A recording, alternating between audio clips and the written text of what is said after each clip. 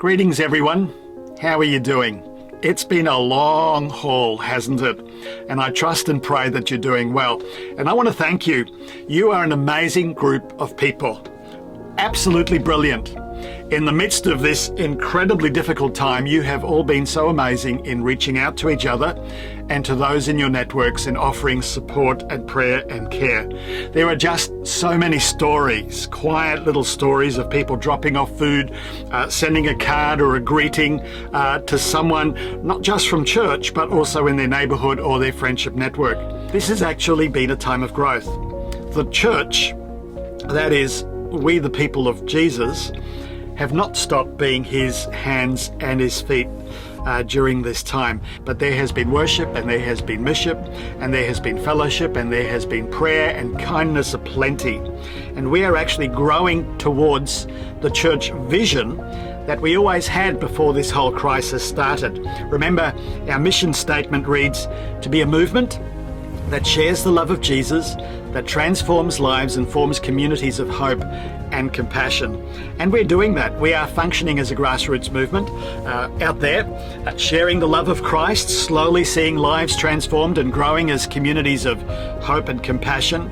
Our heart is to see our property and our mud brick ministry centre as a resource that supports all of you out there in connect groups, in missional communities, in kit groups, in neighbourhood groups, being church where you are. And this COVID crisis has helped us focus on being out there. So one of the questions that many people are asking is, so when can we begin meeting again face to face, in smaller groups, and then in middle-sized activities, and then in bigger groups like our Sunday gatherings? Well, as the Vic government gradually lifts restrictions on groups and numbers so that we can meet, we will gradually see our own groups meeting face to face rather than just online or in really small meetings in homes.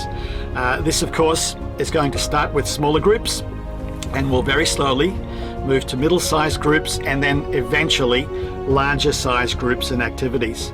Now, I have to be honest and say I think it'll be a fair while until auditoriums can be jam-packed, chock-a-block full of people, and that means we need to consider some intermediate steps. From June onwards, our smaller groups like our connect groups or our keep in touch groups can start meeting. Now, there needs to be less than 20 people in a home, including those who live there, and as we've said to our small group leaders, you'll need to use discretion. You'll need to sanitize before and after meetings and wash your hands and space out your seats, and make sure you don't invite those who are unwell or immunocompromised or who are frail. Best keep them zooming into the meeting from their own place. We have a number of spaces set up for small groups if they want to use them. Eventually, but not yet, middle-sized ministry activities will be possible, but each group will need to be just as cautious as for the smaller groups. As for Sunday gatherings, for now, the online service is going to keep on continuing at 10 a.m. and there will be, as per usual, a sermon each week on our YouTube channel, which you can watch either at 10 a.m. on Sunday or through the week if you prefer. Now, eventually, when groups of 70 to 100 are possible, we will have a roster system for Sundays. And so your small group or your kit group or equivalent group, along with 3 or 4 or 5 other groups, up to 70 or 80 people for that Sunday, you'll be rostered on for one Sunday morning a month, whether it's the first or the second or the third or the fourth Sunday. You'll turn up 5 or 6 minutes before 10 a.m, sign in, take a seat and watch the online service along with everyone else who's watching from home. You'll be well spaced in the auditorium. We've set it up so there's plenty of space to spread out. And then straight after the online service ends, and remember that's only about 30 or 35 minutes, and there'll be an opportunity for some live sharing and prayer and praise and maybe something for the kids as well. If we can do it safely, there'll also be a cuppa and a chance for a chat.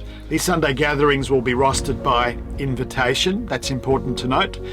We don't want to be in a position where out of the blue an extra 20 or 30 or 50 people turn up and then we're turning away guests, or worse still, cramming them in closer than they should be.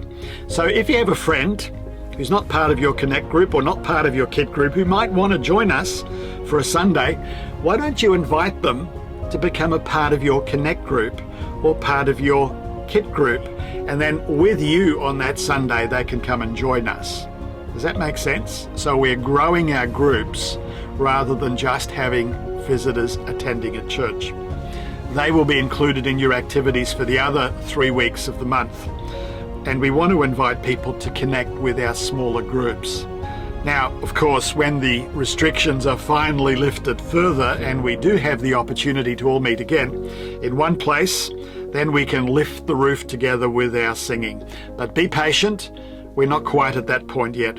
And if you have any questions, shoot them into the office on the number and the email at the bottom of the screen. God bless you. See you later.